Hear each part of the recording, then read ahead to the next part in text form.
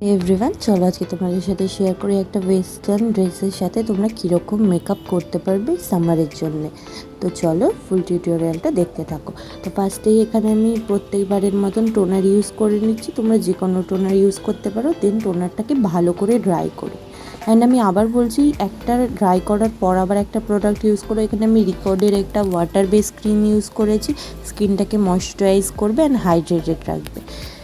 দেন ভালো করে ক্রিমটাকে মাসাজ করে স্কিনে অ্যাবজর্ব করে নেওয়ার পর এখানে আমি ইনসাইডের একটা প্রাইমার ইউজ করেছি। দেন এবার প্রাইমারটাকেও ভালো করে লাগিয়ে নেব। যে জোনগুলোতে তোমাদের একটু বেশি ঘাম তোমাদের মনে হবে হচ্ছে, তোমরা সেই জোনগুলোতে একটু ভালো করে লাগিয়ে নেবে। এখানে আমি ইউজ করেছি লায়ন বিউটির একটা এইচডি কনসিলার প্যালেট। এটা একটা ইনসাইডের প্যালেটের ডিউপ টাইপের বলতে পারো। এটা ভালোই কাভারেজ দেয় তোমাদেরকে। এখানে আমি একটা অরেঞ্জ কালারের কনসিলার নিয়ে আমি ভালো করে ঢেকে নিচ্ছি আমার ডার্ক স্পটগুলো, ডার্ক সার্কেলসগুলো, যেগুলো তোমাদের মনে হবে ঢাকার দরকার সেইটুকুই করবে, নাহলে কালার কারেক্টিং স্কিপ করতে পারো তোমরা। এখানে আমি এবার ইউজ করে নিচ্ছি সুইস বিউটির ফুল কাভারেজ কনসিলারটা। এটা আমার ভীষণ ফেভারিট একটা লিকুইড কনসিলার। এটা দিয়ে বেসও ভীষণ সুন্দর বসে। ডে মেকআপের জন্য একদম বেস্ট এই কনসিলারটা। তোমরাও ইউজ করে আমাকে জানিও। আর কোনো প্রোডাক্টের লিঙ্ক লাগলে আমাকে কমেন্টে বলে, আমি অবশ্যই প্রোভাইড করে দেবো। দেখেন এখানে আমি ভালো করে ব্লেন্ড করে নিচ্ছি। এই সুইস বিউটির কনসিলারটা শেড নাম্বার হচ্ছে 04। দেন এখানে আমি ভালো করে ব্লেন্ড করে নেওয়ার পর এখানে আমি আবার লায়ন বিউটির ওই প্যালেটটার থেকে কন্ট্রোল করে নিচ্ছি।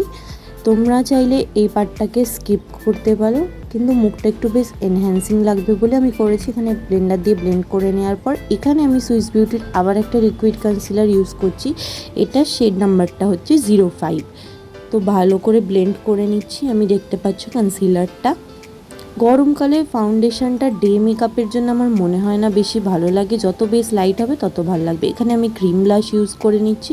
দেন ব্লেন্ড করে নিয়েছি। এবার আমি ভালো করে পাউডার সেট করে নেব। অ্যান্ড একটা স্টেপ তোমরা অবশ্যই করো, কনসিলার ইউজ করো বা ফাউন্ডেশন, এই গরমকালে ভালো করে সেটাকে ড্রাই করে নেবে। দেন তারপর পাউডার সেট করবে, দেখবে বেসটা ভীষণ সুন্দর হবে।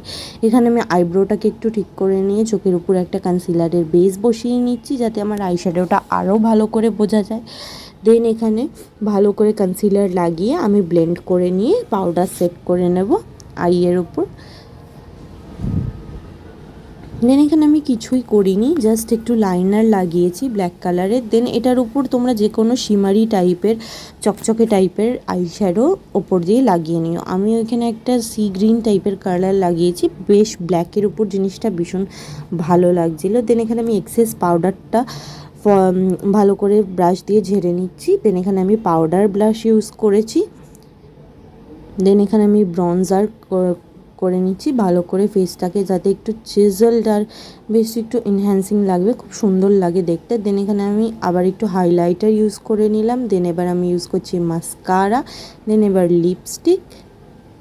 এখানে আমি একটা লিপ লাইনার ইউজ করেছি ব্রাউন কালারের, গ্ল্যাম 21-এর। এটা শেড নাম্বারটা জানতে হলে অবশ্যই আমাকে জানিও। দেন এখানে আমি আবার একটা নিউড কালারের লিপ শেড নিয়ে লিপটাকে ভালো করে লিপস্টিক পরে নিয়ে, এটা হচ্ছে ফাইনাল লুক সামারের জন্য। তোমরা এই লুকটা অবশ্যই ট্রাই করতে পারো, যে কোনো ওয়েস্টার্ন ওয়্যারের সাথে ভীষণ ভালো লাগবে এই লুকটা। তোমরাও জানিয়ে তোমাদের এই টিউটোরিয়ালটা কেমন লাগলো। দেখা হবে নেক্সট।